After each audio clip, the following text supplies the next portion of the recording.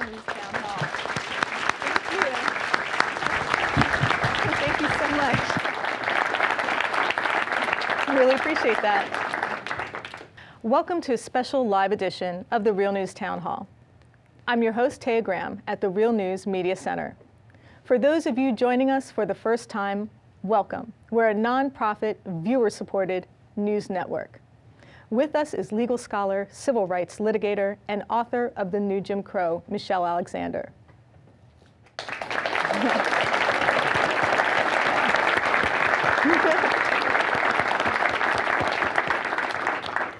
She's made it her mission to shed light on racial disparities, epic inequalities in the justice system, and what she says is the legalized discrimination that Black people in America face every day. In the first half of our show, we'll talk to her about her award-winning book. And in the second half, we'll do a deep dive into an issue she's passionate about, the school-to-prison pipeline, and how it directly affects members of our community. And we'll hear from you. And now, for the first time on the Real News Network, we welcome Michelle Alexander.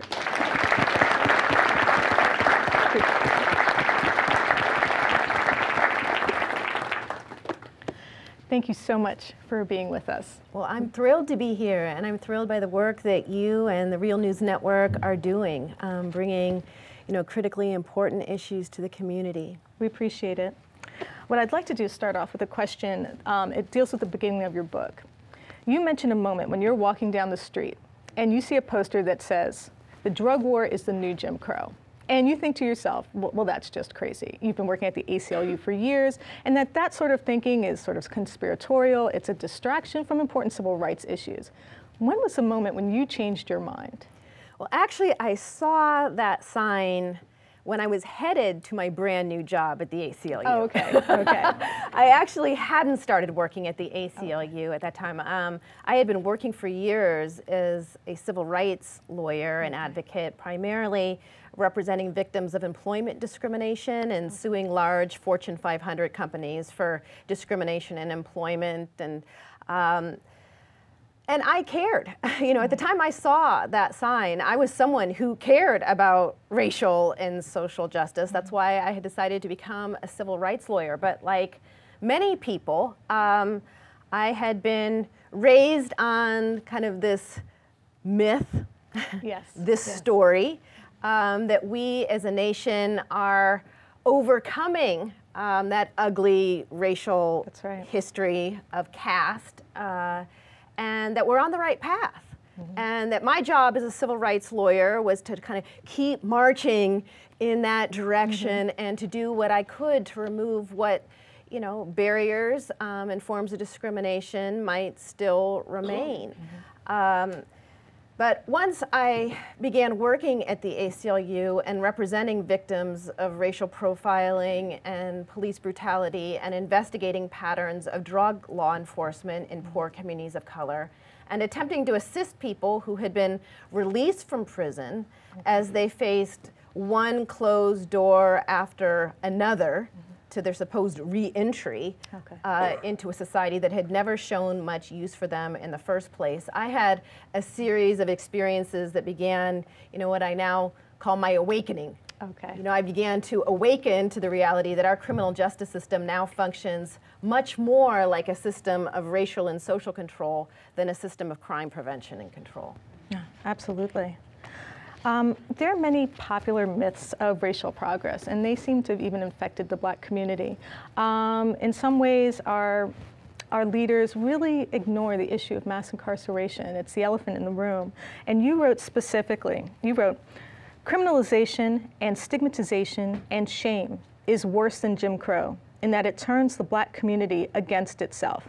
I've even heard some of the old guard here in Baltimore say that we were better off under segregation because at least then we had racial solidarity. What do you say to that? Yeah, well, I think the reality is that in the era of mass incarceration, many poor people, particularly people of color, who have been targets of the war on drugs, which has really been a war on poor communities of color, and have been targets of the wars on crimes, which really have not been an effort to address the root causes of crime or to provide meaningful security in communities, but instead to, punish unrelentingly people in communities defined by race and class. Because this new system is officially colorblind, and we're told that you can just avoid this system by not committing crimes, those who find themselves trapped within it often blame themselves, and the community heaps blame and shame upon them. And this blame and shame creates an enormous amount of division, even within the African American community, and it sort of gives white communities or more privileged communities that are not directly impacted, the excuse to shrug their shoulders and turn away and say, oh, it's a shame. It's a shame all those black kids are cycling in and out of prison, but if only they would pull up their pants and stay in school and stop dealing those drugs, well, then none of this would happen. They're bringing all of this on themselves. And that myth that mass incarceration is something that we in the black community have just brought on ourselves, that myth is the one that I really aim to challenge in the book and to show that it's just false. It's just not true. When thinking, a lot of people say, well, we have a black president. How is it possible that we have a system of mass incarceration that is racist in its very inception and execution, and yet we have a black president? How are those things not, how can they possibly be mutually exclusive? Well, what we have today is black exceptionalism. Okay. We have people of color who have achieved great wealth, power, fame, and fortune. People will often say to me, well, how can you say something like a racial caste system exists? Just look at Oprah Winfrey, just look at Barack Obama, look at Colin Powell, the list goes on and on of, people who have made it, achieved, incredible power, wealth, or fame. And this is offered as proof that nothing like a caste system could possibly exist in the United States today. But the reality is that this system in many ways depends on the success of a relative few. Because in the age of colorblindness, in this time when we've all been seduced by this rhetoric of colorblindness that we finally overcome, that the ages of slavery and Jim Crow are long gone, we must have examples of black success. And those examples of black success then give us permission to blame those at the bottom for their own fate. And we, many people of all colors can say to themselves, well, I'm not racist. I wish, people of color no harm.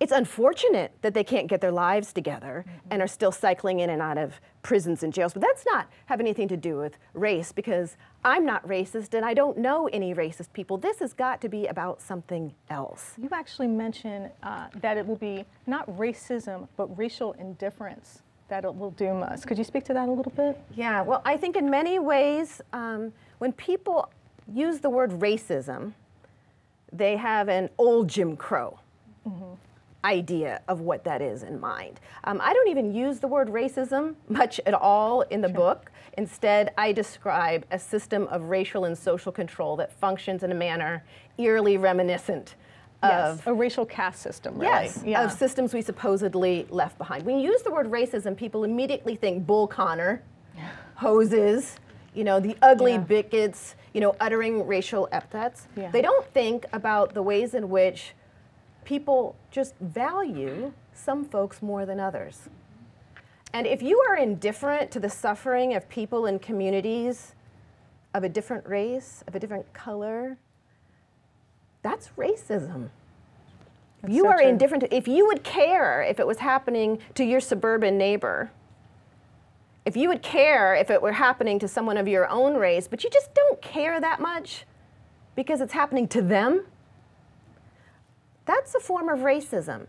And that form of racism sustained slavery. That form of racism sustained Jim Crow, and it is that same form of racism that continues to sustain the system of mass incarceration. Well, I'm going to take you a little bit off track. I know your research primarily focuses on African American men being incarcerated, but when it comes to women, Since 1980, women have been incarcerated. It's been an increase of 400%. For African American women, the increase has been almost 700%. And so in a time period where there are more black women in college than ever before, and yet there's been this staggering increase of women being incarcerated, what does this say about our penal system? Why are they targeting young women and girls? Yes, well, there has been an explosion in incarceration with women, and the recent explosion is driven in large part by the same factors that drove the explosion with men, which is the war on drugs. You know, the war on drugs has been a primary engine of mass incarceration for decades. Even though studies have consistently shown now, year after year after year, that people of color are no more likely to use or sell illegal drugs than whites. People of color, particularly men of color, have been targeted at grossly disproportionate rates. And women, particularly women of color in recent years, have become targets in the drug war as well. And often women are treated even more harshly than men in the system because they're trying to get women to snitch on their husbands or partners or sons or their uncle. And often because women will not, the book is thrown at them, whereas the person that they were originally trying to go after winds up negotiating some plea deal for a lesser sentence. And I find the growing incarceration of women to be especially troubling, given that so many poor communities of color have families that are already so fragile. You know, after decades of incarceration, that has taken huge majorities of black men out of communities and families. Now coming after the women really threatens, I think, these very fragile families even more. And we have to ask ourselves, who is really being punished? You know, ultimately it's the kids who are left behind and who have to grow up often without either parent available to care for them. Well, you mentioned kids. Zero tolerance is a policy where there is no mitigation. Everyone gets the exact same punishment. It doesn't matter what the other circumstances are. But zero tolerance is used in our community with adults, but now it's being used in our schools with children. So zero tolerance is being applied to our children in the same biased ways. Black students are more disproportionately targeted. They receive harsher punishments. I mean, what is zero tolerance doing in our schools? Are we preparing our kids for the prison system? Well, that's what we're doing, in fact, with our zero tolerance policies. You know, I think it's important for people to remember that zero tolerance, the language of zero tolerance, originated with the drug war. Zero tolerance referred to zones that were created around schools that were meant to be drug-free zones and where there would be harsh mandatory minimum sentences applied to anyone caught with drugs or caught dealing drugs within a certain zone around a school. In the early days of the drug war, this was heralded as one of the great attempts to get tough and crack down on any kind of drugs anywhere near a school. And it meant that even if you're caught with a really small amount of drugs, a little bit of weed near a school, you could be facing really harsh prison sentences. The zero tolerance language, surfaced in DEA, Drug Enforcement Agency, kind of training manuals, and that language that was born of a war, has now infiltrated our schools. And we now think that this warlike approach is appropriate in dealing with our children. And so, I think when we talk about zero tolerance, it's important to remember kind of where this came from, and it came from a war mentality, of a search and destroy war mentality. And that is what is playing out in our schools. There was a time when we seemed to understand that young people screw up. That's what we do, right? They make mistakes. Adults do. Yeah. I mean, we're all infallible. That's what makes us humans. If we weren't all infallible, we'd all be gods. Right. We're all fallible. We have to be allowed to make we're all mistakes fallible. and to learn from them. Yeah, that's what I mean. And we're all fallible. We're not infallible. We're all fallible. And we all make mistakes, and young people in particular make mistakes over and over. That's what it means to be young. Yeah. And we ought to be responding to young people who are struggling, particularly in schools where their parents may be incarcerated, where they're struggling with poverty, maybe living in communities where they're fearful on a daily basis. Kids who are traumatized, dealing with trauma in their daily lives, and who predictably and understandably may act out. We should be responding with care, compassion, and concern, with treatment and support rather than zero tolerance, you're out. Absolutely. Because once you shove those kids out and onto the street, we know where they're going. And we can't pretend to care about these children while we express zero sympathy and zero empathy for their well-being. You know, it's interesting that you said that we're not giving the type of care and treatment that we should be to our youth. As a matter of fact, UN Special Rapporteur Mendez just did a report on our juvenile justice system. It turns out that the UN says that we are literally torturing our youth. We're putting them in solitary confinement, what they euphemistically call room confinement. And this solitary confinement, one young person in Baltimore, he was confined for 153 days in solitary confinement. Another was confined for 50 days. Now, what do you think the rest of the world thinks when they look at our penal system? And what can we possibly do to reverse this horrible trend? Yeah, I mean, I think so much of the punitiveness that has become part of American culture is viewed with horror and disdain around the world, but it's been normalized within our own culture. I mean, we have become the most punitive nation in the world. We've constructed a penal system unprecedented in world history. It's unlike anything the world has ever seen.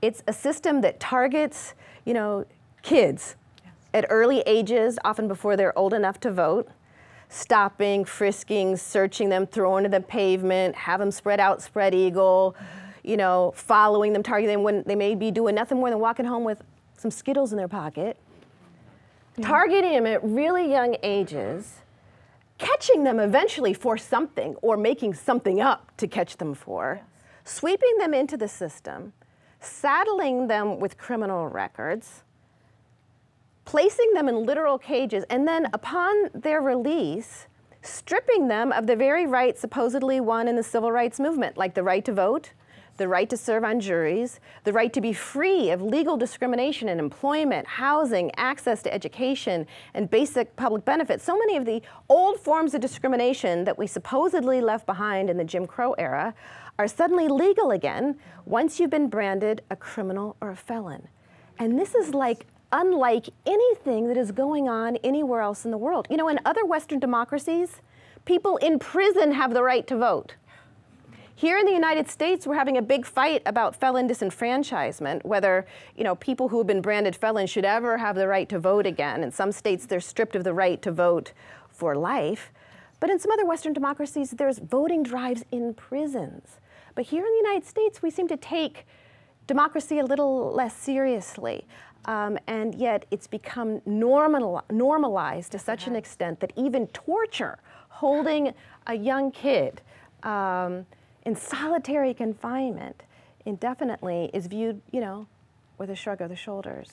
You know, in Baltimore, we had $100 million set aside for a youth jail. And fortunately, student protesters, groups like LBS, came forward and said, we're not going to have this. You're taking money away from our recreation centers, from our schools, and you're building a youth jail. Well, they fought against this. And I want to know, what other things do you think young people can do to organize, to protect themselves, to protect their rights, to keep them from being shunted into this system of criminal justice? I have to say, I am so proud of young people all over this country who have in recent months been waking up, standing up, taking to the streets and saying no more.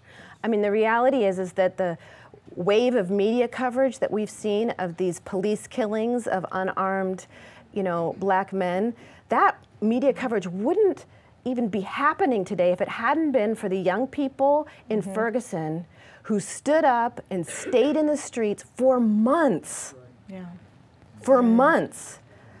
It's because of the courage of young people today that we're even having a national conversation about excessive force by the police. And so I hope that, you know, young people all over the country will continue to be inspired by the rebelliousness of the young folks in Ferguson, their courage, their willingness to risk their lives, to refuse to remain silent, to stay in the streets, and to organize long-term for the dismantling of the system as a whole. We can't just engage in protest politics, going out in the streets when predictably bad things happen, when tragedies occur. We have to invest in the long-term work of organizing and movement building if we're ever going to dismantle the system of mass incarceration as a whole. As a matter of fact, you say that piecemeal policy changes, litigation, that can't work. That in essence, you have to have a change in consciousness on a level, just like seen in the civil rights movement, where mainstream media, people in this country say, you know what, we don't want this anymore. We don't want the system of mass incarceration. Yes. You know, I mean, obviously, certain reforms need to take place. Yes. Right? But if we think that we're going to end the system of mass incarceration just by tinkering with the machine here and there, fixing this little policy over here, fixing that policy, let's give some diversity training to police officers and hope that makes things better.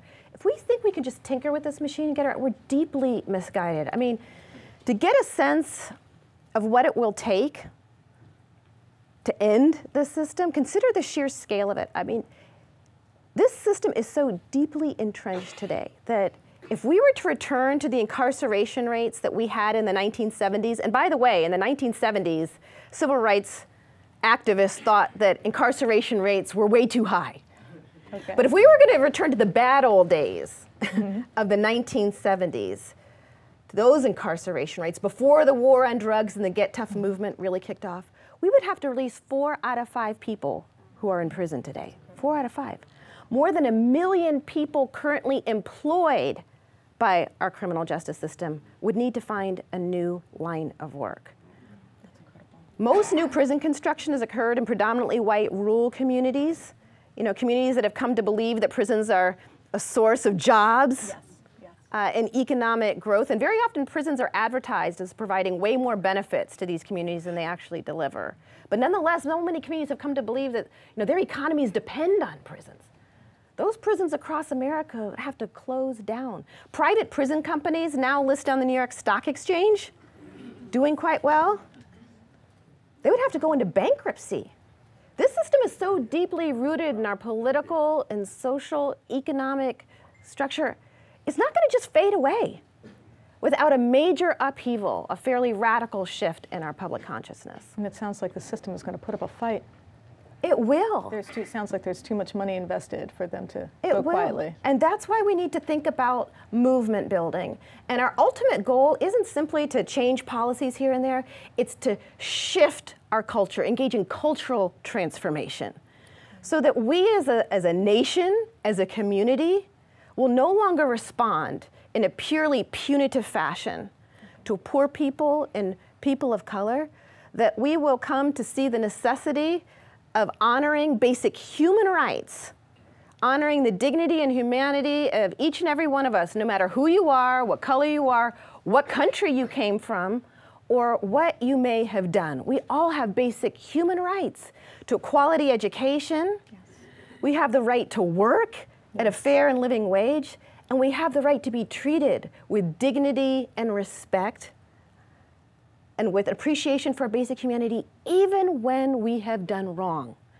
And that is going to require a cultural transformation, because as I said, our nation has become so thoroughly punitive in recent decades, in large part as a backlash against the civil rights movement and an unwillingness to do what is necessary to address the real economic crises of joblessness and hopelessness that continue to exist in so many communities. Well, I can only hope that this is the beginning of a larger movement.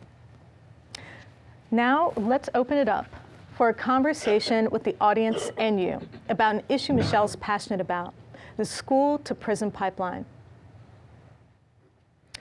Before we get into the discussion, our audience and you, online, Real News investigative producer Stephen Janis takes a look at the effects of the school-to-prison pipeline and what they have on the community. Let's take a look.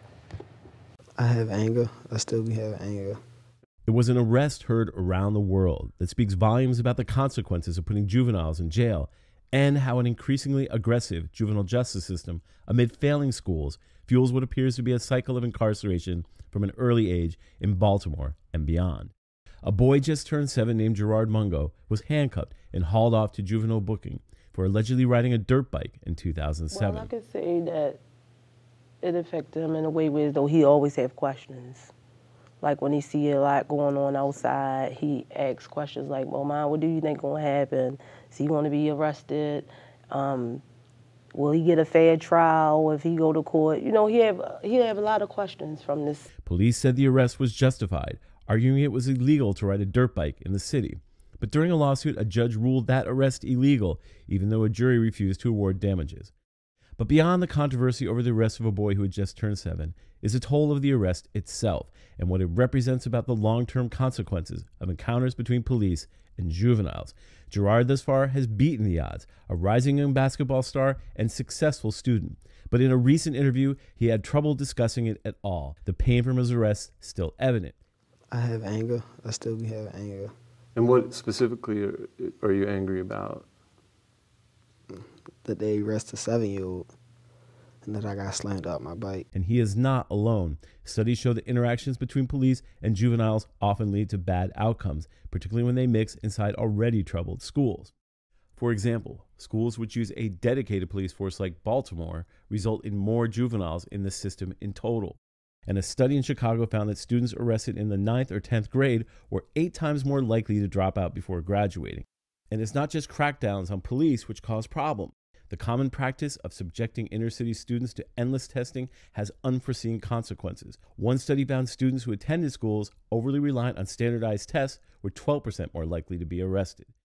It's a combination of a failure to educate and an overly aggressive justice system that leads to bad outcomes. Part of the problem that we see in our juvenile system is we've seen over time what we would refer to as a widening of the net.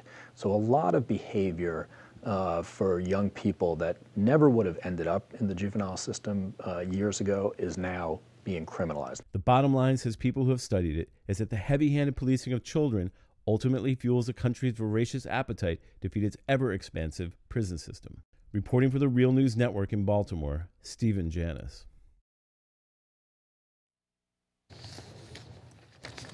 Thank you. What does it say about our society when we're willing to arrest a 7-year-old boy? What does it say about the state of justice in this country? What I'd like to do is open up the conversation. First though, I'm going to apologize. First though, I have a student named LaShonda that would like to ask a question for Ms. Alexander. Please feel free to stand up and introduce yourself.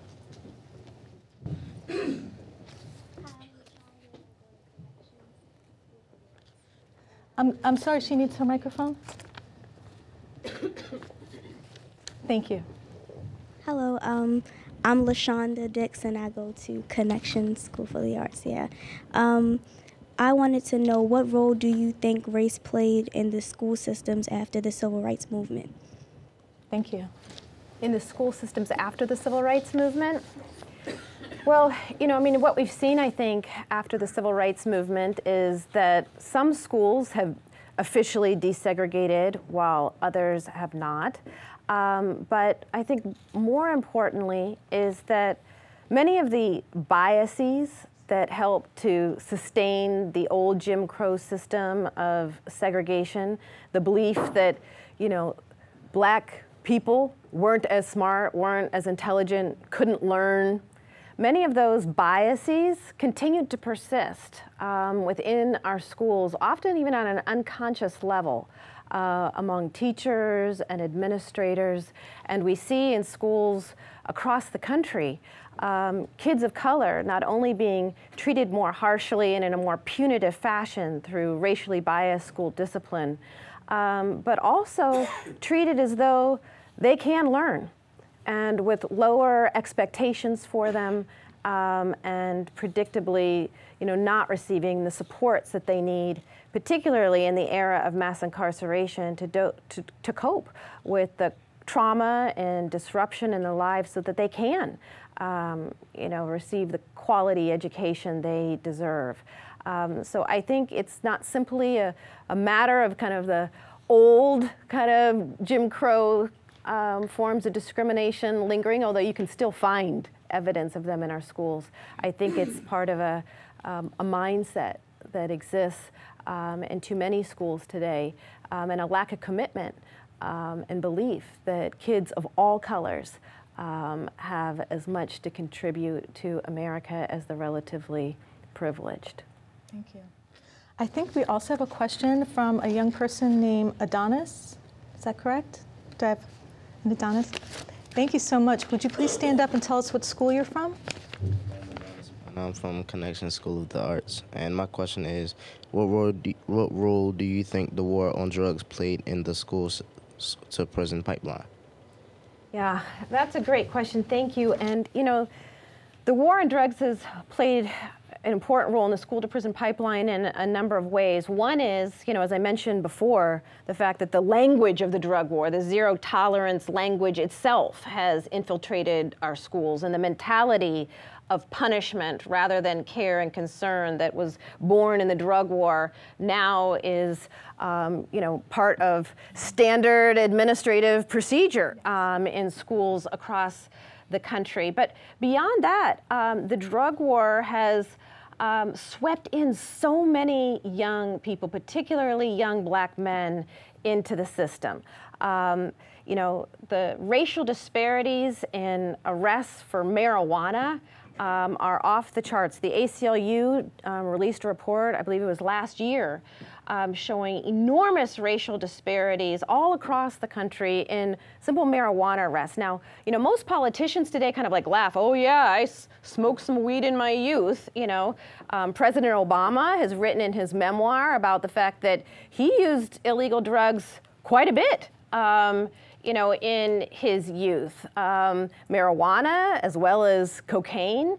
And, you know, if President Obama had not been raised by white grandparents in Hawaii, if he had not done much of his drug use on predominantly white college campuses, if he had been raised in the hood, the chances are very, very good that far from being president of the United States today, he might not even have the right to vote, depending on the state he was living in.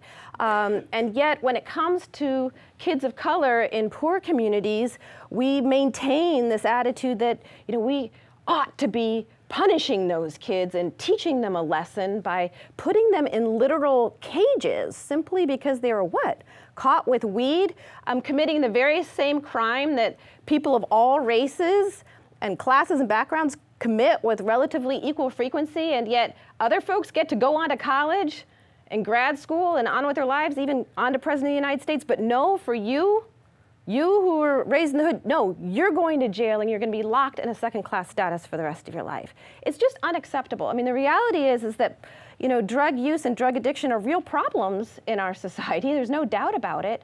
But after 40 years of declaring a literal war, rates of drug abuse and drug addiction are largely unchanged. Yes. The only thing that has been accomplished by this war has been locking up millions of people and creating a virtual caste system in poorer communities of color. And I think enough is enough. I support the legalization of marijuana, and I personally believe that we should shift to you know, a model much like they have in Portugal. I believe that drug addiction and drug abuse should be treated as a public health problem, yes, not as a crime. And in Portugal, they have decriminalized the simple possession of all drugs across the board. I mean, heroin, crack, you name it, as well as marijuana. If you're caught with small amount of drugs consistent with personal use, any kind of drugs, you are not going to jail in Portugal. And after 10 years of their experiment with decriminalizing all drugs across the board, Portugal reported that rates of drug addiction and drug abuse had declined. And the number of people seeking help for drug-related problems rose dramatically as they shifted all of the resources they had spent putting people in cages who may have been at risk for a public health problem into drug treatment and drug prevention. And so I think we've got to stop criminalizing what may be a public health problem for some people. And when it comes to young people in particular, we should stop using drugs as an excuse to stop, frisk, search, target, young folks and usher them into a criminal justice system from which they have little hope of escape. Absolutely, and I would just add that President Obama was not the only president that used drugs. No. I just need to mention that. He was perhaps the most honest Thank you. about his drug use, but Thank you. Certainly not the first. You know, actually, we have Neil Franklin here from LEAP, which is Law Enforcement Officers Against Prohibition, correct? I think this might be an area you have something to add. Yeah, I guess I need. Oh, please introduce yourself to the audience, and I think you might need a microphone. Thank you. Well, I'm Neil Franklin, retired major from the Maryland State Police and the Executive Director for Law Enforcement Against Prohibition. And thanks, Michelle, for coming to my hometown of Baltimore. It's been a long time. But anyway, to add to this issue, I want to address the part of the war on drugs and what it's done regarding our school-to-prison pipeline. And you talked about some very important points, how this language of the drug war has migrated into our schools and with our young people. One of the things that attracted me to this issue was the violence in our communities, predominantly in our communities. When I started to make my transformation, when I had my awakening, and seeing that how our young people were put literally in battle with each other as they struggle, to take control of street corners, to move these products, these drugs within our communities. And it is these policies that make drug use and distribution more prevalent in our communities because of what it is. But seeing that violence and just knowing that not were our young people just in battle with each other, now the police come in. And again, so the police are at war with our young people, and as it was portrayed in The Wire, everybody is everyone's enemy because of this. And the attraction and the recruitment of our young people to the streets from the schools, especially when they are kicked out of the schools. Yes. And they will go to the streets and then end up in our criminal justice system. So that's what I saw. And that was the reason for me doing this work until in 2010, Michelle, when you were being interviewed by Amy Goodman. And I saw you talking about the new Jim Crow, this cast of people and mass incarceration. And I had not taken a look at that. And what that says is that the average police officer has not taken a look at that. The average police officer doesn't think that far out. They see what's within their own little circles. They don't see this systemic problem until someone educates them on this bigger picture. And I think we have to do more of that, and I thank you for your book, which is doing more of that. So yes. Those are my comments regarding. Thank you very much. Now, I want you to know that this is your time to ask her questions. So what we'll do is if you want to ask her a question, please raise your hand. We'll pass you a microphone. And then also please introduce yourself as well. Since the microphone's right there, please go ahead, Shorty. My name is Shorty. I'm a prisoner's right advocate, and I was arrested for talking about the things that you were doing. I used the toilet to systemically tell the program about racism in America. This is 2015. In the year 1915, there was a movie called Birth of a Nation. In Birth of a Nation, it was legal to kill, capture, and abuse black people in America. In 2015, in your opinion, what has changed in that racist society? Thank you. Thank you for the question. Well, I think as we've seen, particularly in recent months, as we've had one police killing of an unarmed black man after another with few legal repercussions, that we still are a society that allows the killing and abuse of black people with near impunity. And, in many ways, my book was an effort to document how our legal system has actually made it possible to round up millions of people and to deny them basic civil and human rights, and allow, today, the evisceration of, Fourth Amendment rights and 14th Amendment rights that many people, take for granted. And so this is a legal system. People often will come to me, when they would report an incident of police brutality or racial profiling and say, we got to sue the police. We've got to sue, somebody. And often they were horrified to find out that, no, actually, there's nobody to sue. The courts have closed the courthouse doors to racial bias in our criminal justice system at every stage of the legal process, from stops and searches to plea bargaining and sentencing. Unless you have proof of conscious racial bias tantamount to an admission of racial bias, the use of a slur, a racial epithet, in the commission of some act, it's nearly impossible to state a claim of race discrimination in our criminal justice system today. And the U.S. Supreme Court has eviscerated Fourth Amendment protections against unreasonable searches and seizures. The U.S. Supreme Court has effectively immunized the system of mass incarceration from judicial scrutiny for racial bias, much in the same way that it once rallied to the defense of slavery and then rallied to the defense of Jim Crow in their day. And so I think it's critically important, again, that we think in terms of movement building a movement that will transform this system, a radical movement that will overturn the mentality that gave rise to the system, as well as dismantle the system of mass incarceration itself, because we're not going to win it in the courts alone, and we can't change a policy here and policy there to fix it. It's much bigger and deeper than that. Thank you. Please go ahead and please introduce yourself. Yeah, Ray Winbush, Morgan State University. Hi, Michelle. Always. I know officially the United States doesn't recognize people as being political prisoners, but we know that this country does have political prisoners. They're slowly killing Mumia Abu-Jamal.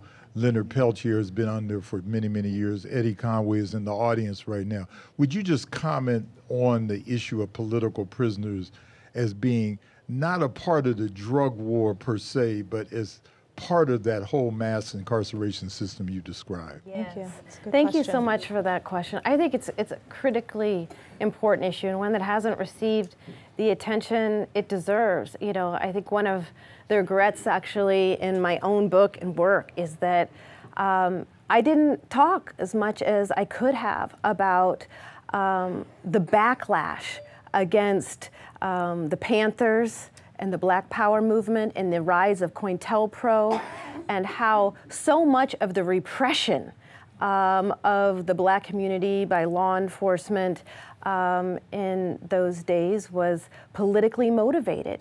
And it's something we don't talk about. And there's many, many people from that period of time who are still languishing behind bars and who have been largely forgotten.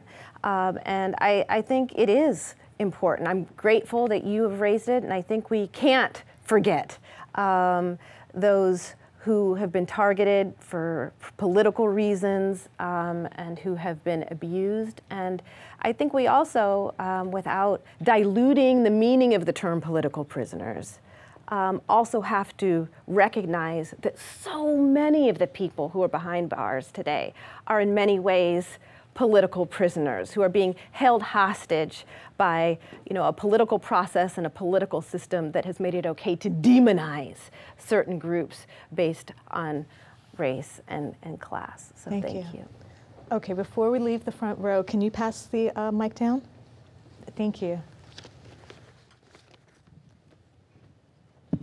Well, Adam Jackson, Leaders of a Beautiful Struggle. I actually wanted to touch on the part you said about movement building. It's not about like tinkering with different parts of the system. I know here in Baltimore in particular, we've been dealing with the issue of police brutality for quite some time. And Freddie Gray recently, his spine was severed and he died, I think, 2 days ago. And so in Baltimore, we've been trying to deal, and in Maryland more writ large, we've been trying to deal with the issue of police brutality. And so the issue that we've run into, along with several Black grassroots organizations, we've kind of run into the I guess, the impediment of the, you know, of a racist legislature, not racist individuals, but a structure, a system, an infrastructure that's racist in and of itself. And so I guess just to ask you a question about what is your advice in terms of, you know, trying to movement build around stuff like around legislation, because around the country, that's what folks are trying to do. But in Maryland, that's the issue we've come across, and just kind of, you know, maybe getting support from folks like yourself to support legislation that, you know, reform stuff, because we were talking about like reforming the Law Enforcement Bill of Rights and how it protects police officers and it keeps them, you know, from being held accountable to the community. And so I'm just curious, like, what is some of your advice and some of your offering on that part? Yes. Well, a couple of things. I strongly believe that we need to be engaging in campaigns to change laws and policies. So when I say we shouldn't be thinking this simply in terms of tinkering with the machine, it's not to say that we don't need to change existing laws and policies. But in my view, the real issue is, how do we go about achieving those changes? What are we saying about what we're doing? And what are the tactics we're using in organizing and mobilizing? And, you know, these days I find it very popular, especially now that there's a lot of bipartisan talk about prison downsizing and all that, for people to say, well, we should downsize our prisons because it's cheaper. To put a GPS monitoring system on someone for 12 years rather than keep them locked up for 5. So let's talk about what's cheaper so that states can save money and not, you know, impose higher taxes on the predominantly white middle class.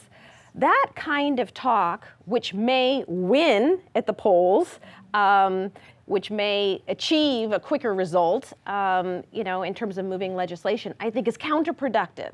And so when we're working for reform, I think we have got to be arguing publicly and saying publicly that the reform we're demanding is necessary because Black lives matter, because poor people of color matter, because poor people of all colors matter, and because we have created a penal system that functions more like a caste system than a system of crime prevention and control. We've got to be open. We've got to like come out of the closet with it, right?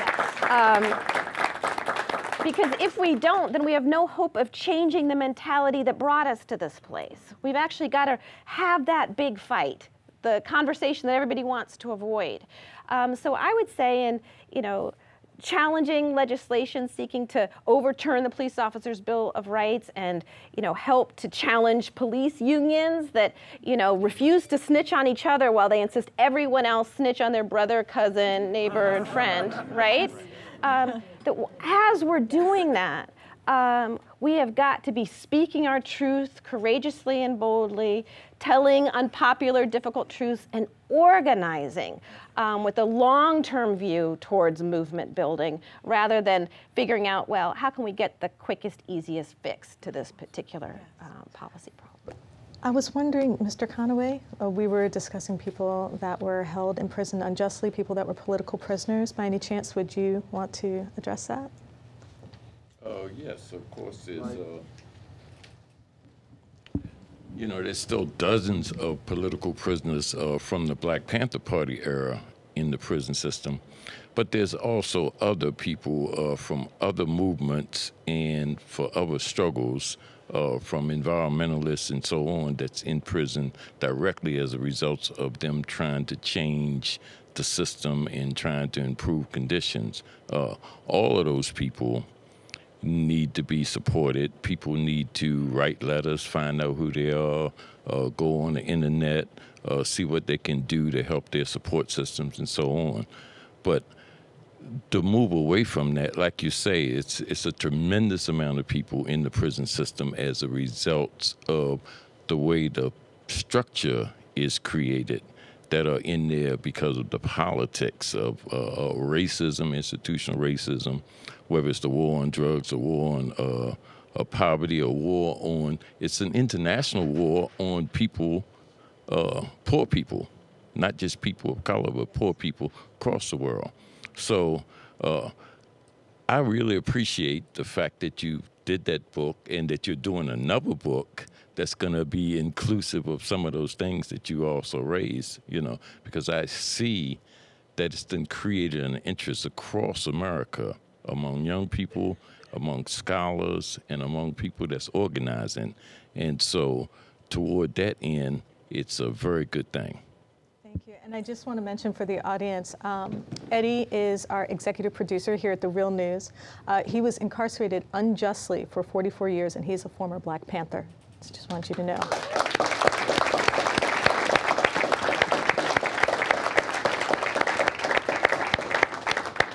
I think we have Seema here from the ACLU that perhaps wants to speak about a study. I'm sorry, Sonia. Oh, I'm sorry, Sonia Kumar. Hi, how are you doing? Hi. Hi. Which study we've done? Oh.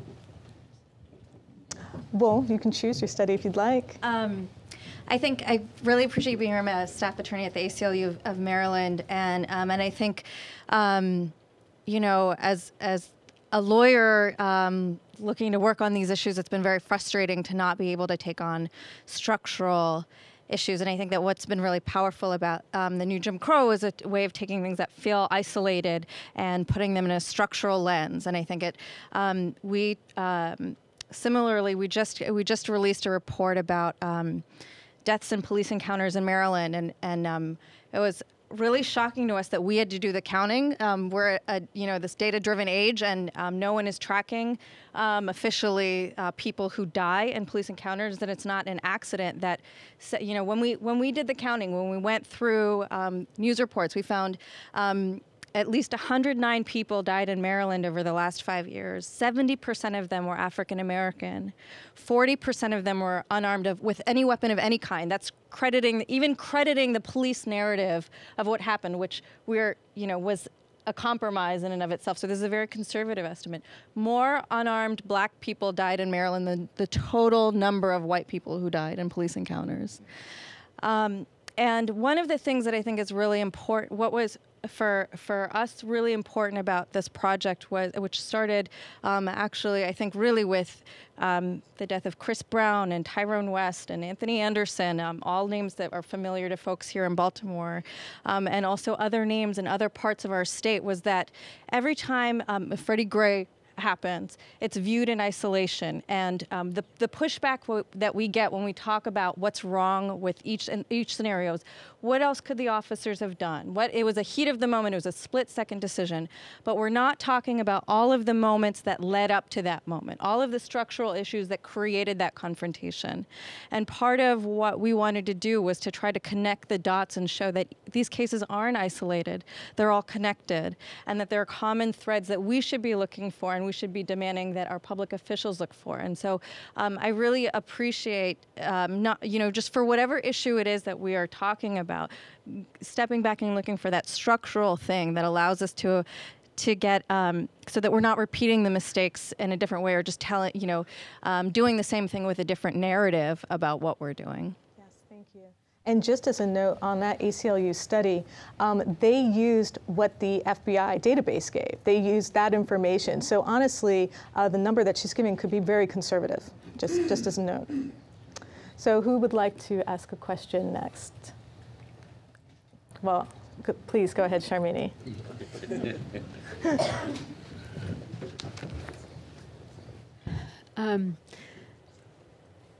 Michelle, given you're a lawyer, and historically, since the civil rights movement, there's been other moments like Ferguson in our histories, and I remember the Rodney King decision, and so there's this ebbs and flows in terms of events that take place in our historical record that gives impetus for movements to begin and organize and try to make a huge cultural shift. But at the same time, during the Rodney King era, we were experiencing the same thing in Canada. And I headed up a commission on systemic racism in the criminal justice system that did almost $10 million worth of research into everything, into cultural, points of arrest, incarceration, what happens in incarceration, what happens when marginalized communities incarcerated gets out. And in Canada, it was, besides African Canadians, it was also Aboriginal people, it was also Chinese immigrants, who got stereotyped as gangsters and so on at that time. So we go through periods. So my question is, real reform of the criminal justice system has to have some really intense leadership from the legal community to bring that about. It's good for us to organize as movements and have the cultural shift taking place as, you know, ordinary citizens. But legal community has to also take some leadership to bring about systemic change. So my question is, having had Eric Holder, having potentially Loretta Lynch also confirmed, I don't see leadership coming from the Attorney General's office on these issues. Is there a leadership in the legal community that you have worked with that, you know, you're one woman, and thank God we have you. Yeah. But is there a support system within the legal system that could help us elevate this issue to another level? That's a great question. And, you know, I first want to acknowledge that there are some lawyers who are doing heroic work today. Brian Stevenson of the Equal Justice Initiative doing phenomenal work, you know. Connie Rice out in LA, heading the Advancement Project, has been doing great work for a long, long time. I mean, I could go on, you know, and list lawyers who, you know, have been doing remarkable work for many, many years, challenging this system quite heroically. But I do find that often, and I've been traveling all over the country, that over and over again I hear the question, where are the lawyers? You know, how is it that legal community could be so silent at a time when, you know, our Fourth Amendment rights are being, you know, eviscerated or being shredded, at a time when, you know, race discrimination is allowed to run amok in our criminal justice system and beyond? You know, where are the lawyers? Where is the outrage? And I think that, you know, eventually one day lawyers are going to be very ashamed of the silence and complicity of so many of us, you know, during this period. But, you know, I think that I prefer to view lawyers not so much as leaders, but as folks who can help translate community needs, desires, and demands into language that is enforceable by law.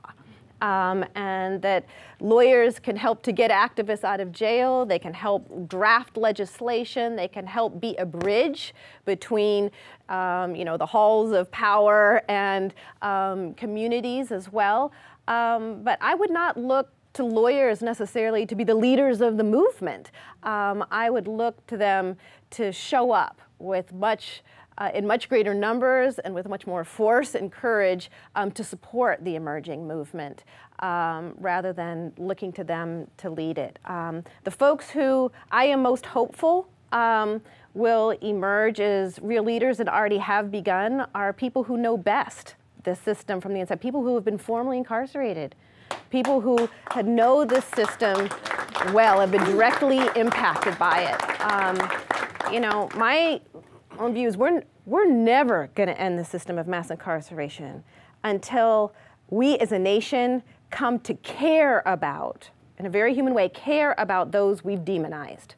And we will continue to believe the worst possible stereotypes about the felons, the criminals, until we meet them, hear from them.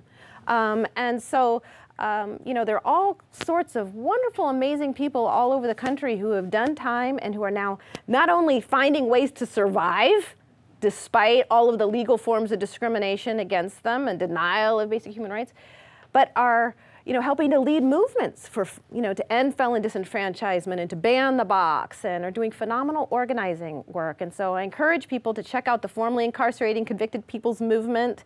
All of Us or None, Just Leadership USA. There's many organizations that have been formed in recent years by formerly incarcerated people who aren't just now telling their stories of victimization, but are actually speaking up, speaking out, and organizing, and helping to define what a new system of justice might look like. Excellent, excellent. Okay, I've seen you back there raising your hand. Please let me get the mic for him, please. And don't forget to introduce yourself. J.C. Falk, can you hear me okay? Mm-hmm. J.C. Falk, just had a conversation about ending the ignorance around racism over the weekend. And I'll tell you, a fear that I have is that, well, I was alive when Martin Luther King was shot. The day that he was shot was the day that I found out I was black. And And it had a tremendous impact on me as a little kid. I was 6.5 years old. And I lived in D.C. I saw the city burning around me. Like I can still see the smoke and the people, all of the stuff that was happening that day was horrible. My fear is that people won't continue to get to be murdered and watch their loved ones imprisoned and sit back and do nothing about that. Like my fear is that we're headed back there again. And I would like to get your thoughts about that if that resonates with you in any kind of way. Say back there. Back to riots, back to people claiming their lives, back to people deciding if the system is not going to take care of me, I got to take care of myself. Yeah. Did you have a question? Okay. Can we pass it towards the gentleman up here? Did you want me to wait? No, no, okay. Please go ahead. You know, a couple of things. I feel like there is so much hurt and rage and frustration in communities today, and so little meaningful leadership. And I think that can create, you know, a dangerous situation. You know, Dr. King kind of famously said that, you know, riots are the language of the unheard. And there's a lot of truth in that. I think the challenge for us is how do we channel constructively the earned, justified rage and pain and shame that exists in our communities into really meaningful, radical, what I believe ought to be revolutionary change, right? So how do we do that? And that's why I keep using the term movement building. But there's other words that we can talk about. How do we be freedom fighters in our own community? Nonviolent freedom fighters, in my view, because in my view, you know, the master's tools will not dismantle the master's house. The tools of violence and division and fear and terror and all of that, those are the master's tools, and I'm not touching those. I would like to build communities of peace. I would like to find ways of engaging in radical, courageous, transformational change that do not use the tools that the master has used to keep us divided and oppressed. But we have got to be able to show that there is a path, there is leadership in our communities, that there is change afoot. Because if it isn't, then that kind of hopelessness can easily give way to what you fear we may see again. Thank you. And thank you for such a wonderful question. I know you've been patient. Please go ahead. Good evening, good afternoon. My name is Edward Jones with APTI, a Philanthropic Partnership for Black Communities, and again, applauding you on this work and calling attention to it.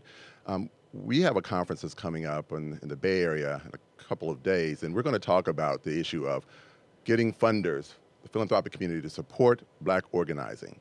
Get to a space that is often overlooked and definitely under-resourced. We've been to Ferguson, we've seen where people are just really just pulling together the old-fashioned supports that had definitely been more grassroots and just people reaching out to one another to help each other get up there and stand their ground against this kind of oppression. We know we're going to have about a couple $2 billion involved in this upcoming political process. And those are dollars, big dollars, that are going to bring people into offices that are going to then, in turn, either continue to support the current system or really start moving us in a different direction. Could you talk about how you would, if you could wave a magic wand and get philanthropic dollars and individual dollars in the right hands, how would you recommend those dollars go towards dismantling the system as opposed to supporting the current system? Somebody gave me a lot of money to give away, I would probably invest every dollar into building the capacity for grassroots organizing nationwide. You know, back during the old Jim Crow, you know, the civil rights movement was taking off. If you wanted to join the movement to end mass incarceration, you knew what to do. There were organizations that you could just sign up with and join, and you knew you were part of the movement. I mean, back then, the NAACP was actually a radical organization. You know, you could be risking your life. You could be risking your life if the membership rolls of the NAACP became public, you know, in some states. You could join the NAACP and you were part of the movement to dismantle a prevailing system of racial and social control. There was CORE, Congress on Racial Equality, had chapters all over the country on college campuses and in communities. There was SNCC, Southern Christian Leadership Conference. There were organizations you could join and you knew you were part of a national movement to end a legal system of racial segregation in this country. Well, today, you know, there's amazing work going on all over the country, but over and over again, no matter where I go, what city I'm in, people say, well, what can I do? What can I join? How do I get connected? And, you know, today in this age of the internet where everybody feels connected, somehow we are not connected. And we need to develop the infrastructure, the capacity, the commitment, and the organizing capacity to really build a large-scale national movement to dismantle the system. So that's how I would invest the money. And you mentioned that, you know, billions of dollars are going to be spent in this election cycle, and I just have to pause and say, we have to ask some hard questions of Hillary Clinton. That's right. Okay? Some hard questions of Hillary Clinton. Because President Bill Clinton presided over the largest expansion in black incarceration that we have seen in our history. Yes, he escalated the drug war far beyond what his Republican predecessors had. It was the Clinton administration that championed laws banning drug offenders from public housing, authorizing you know, discrimination based even on, you know, arrests, you know, denying people access to housing. It was the Clinton administration that championed the federal law denying food stamps, to people convicted of federal drug felonies. Okay. In recent weeks, Hillary Clinton has announced that she's changed her mind about a number of things: gay marriage, driver's license for immigrants. You know, a number of issues she's changed her mind since the last time she ran for president. I think we should be asking Hillary Clinton, have you changed your mind? What did you believe back then? You know, very often I think the black community in particular lines up behind the Democratic Party. Well, the Democratic Party is as much to blame for mass incarceration in America as any other. And I think it's time that we hold their feet to the fire. I would just simply add to that our Democratic Governor, Martin O'Malley, presided over zero tolerance policies in Baltimore that incarcerated hundreds of thousands of our people. So I wanted to ask if there's anyone in the audience that actually has experienced the prison industrial complex that would like to ask a question. Would you like to ask a question?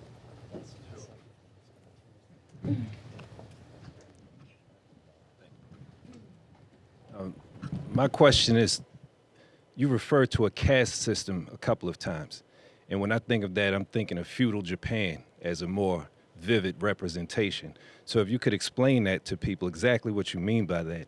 And again, tie in the intended impact of felony disenfranchisement when those laws were applied in this country, just prior to the ratification of the 13th Amendment.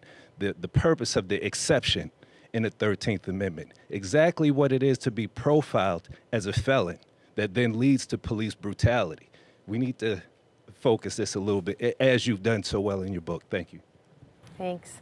Yes, well, I use the term caste or racial caste in the book because I am trying to challenge people to think about the system of mass incarceration and what is happening in poor communities of color today is being much more analogous to slavery and Jim Crow than to just the inevitable consequence of being poor and undereducated in America. And, you know, I think in America, people will sometimes talk about class. You know, we talk about the middle class, the upper middle class, the upper class. Sometimes we'll talk about the lower class or even the underclass. But whenever these conversations, you know, arise, there's always this kind of implicit assumption that, well, in America, if you work hard enough, if you try hard enough, pull yourself up by the bootstraps, you can move from a lower class to a higher one. And by using the term caste system, I wanted to underscore that no, today in America, we have a system of rules, laws, policies, and practices that trap you in a permanent second-class status by law. And that many folks, millions of folks, are, virtually born in to this caste system. They're born into communities where their parents probably already are subject to legal discrimination in employment, housing, access to education, denied food stamps thanks to President Clinton. They're born in to that system, and then from early ages, they're targeted, stopped, frisked, ushered in, and then officially stripped of their basic civil and human rights, and are part of this undercaste for the rest of their lives. And I think that is what escapes most people today, is that we have a legal system in place that is designed to trap people in a permanent second-class status. And felon disenfranchisement operates as a key component of this, because then once you've been branded a criminal or felon, you have no voice in the political system to change the system that got you in the first place. You're stripped of your right to vote and are removed from mainstream politics. And those felon disenfranchisement laws can be traced back to a period of time when we were adopting poll taxes and literacy tests as a method of keeping black folks from the polls, and felon disenfranchisement laws were adopted right along with those other tools of racial discrimination as a means of keeping black folks from the polls. But today, we seem to think poll taxes and literacy tests should be done away with, but felon disenfranchisement laws are just fine despite the racially discriminatory impact. That's very true. Okay, you've been very patient. Do you think we could get the microphone to? We need to hear some women's voices, I think. How you doing? So, my name is Sarah, I'm 23. I consider myself a radical activist. And when I think about activism, I think about like direct services, but also legislative reform. And I really started at through the labor movement when I joined the union at BWI. And I realized how all these issues of like homelessness and joblessness and everything is just interconnected under capitalism, how there's a lot of imperialist stuff, structures in the community to keep us oppressed and hopeless. You use that word, I've been using that a lot. And one of my frustrations as an organizer and an activist and a parent myself and a black woman is, how do I get past that? We talk about movement building. How do we get past, it takes a lot of different things and a lot of different people and a lot of different leaders from all aspects and entities, but how do we get past that sense of hopelessness to even get a community formed to the people that really need to be there? I feel like a lot of us, we're very progressive, we've done work and there's a lot of people that do work, but how do we tap into that community of people that really need to be here, that really need to awaken and have that moment, that aha moment? And that's frustrating because, a lot of people, they don't want to, it was black on black crime, it's people getting killed in Baltimore. I don't want to hear about Michael Brown or this. And it's not like you said, it's not a separate entity. How do we get to that point where we could just get past the hopelessness and just be able to see people as humans and not just, I don't care, Thank you. Yes. Thank you. I thank you for that question. I think it's a huge challenge. How do we get people to listen? How do we get people to care? How do we get people to wake up? And obviously one of the reasons I wrote the book was part of an effort to try to help people listen and care and wake up. And there's many, many tools and strategies. There's art and music, and it's not all just about coming to a political meeting.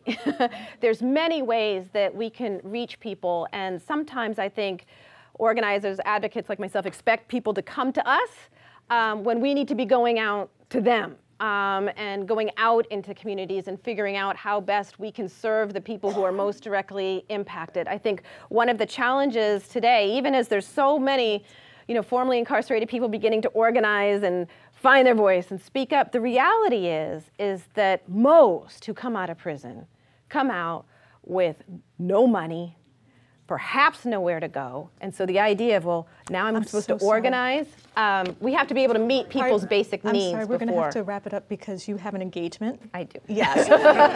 We would love to keep her. I would love to keep her. Okay. I would like to have everyone take a moment to listen to Real News Network producer Eddie Conaway, who spent 44 years incarcerated. You got a mic somewhere? Yes.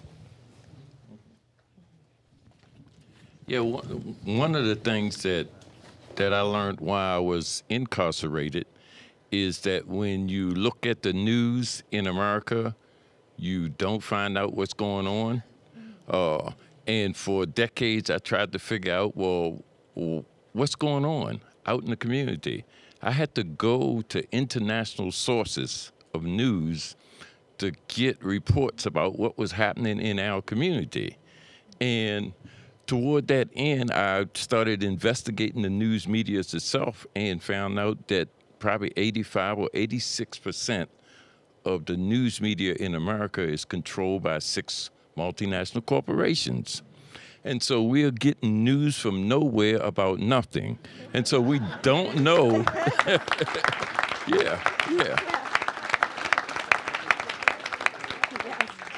We don't know what's going on in our communities.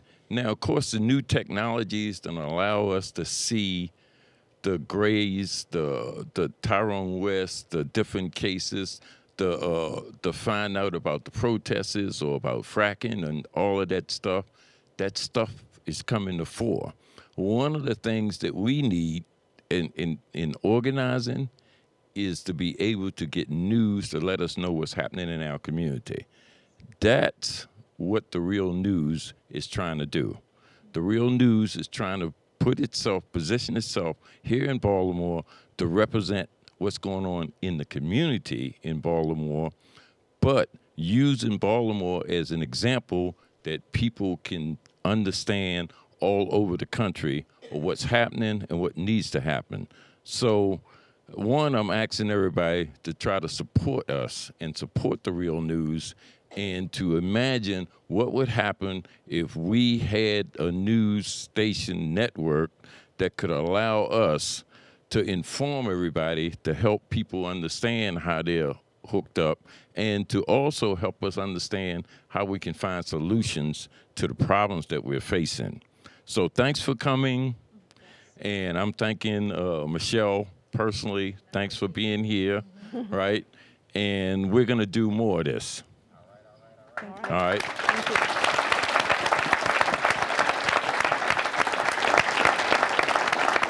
Thank you so much, Eddie.